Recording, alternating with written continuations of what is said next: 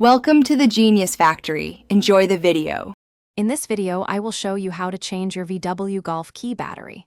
First, gather your essential tools: a small flathead screwdriver and a fresh CR2032 battery. Make sure you have a clean, well-lit area to work in, preventing any tiny components from getting lost. This simple task is quick and easy, taking only a few minutes to complete. Now, let's open the key fob.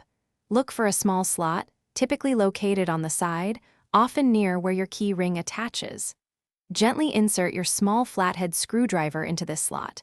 With a careful twist, you can easily pry apart the two halves of the key fob, revealing the internal components. Take your time with this step to avoid any damage. With the key fob open, it's time to replace the battery. First, observe how the old battery is oriented.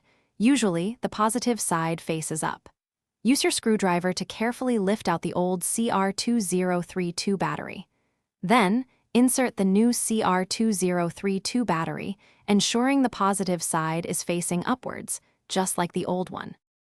Finally, let's reassemble your key fob.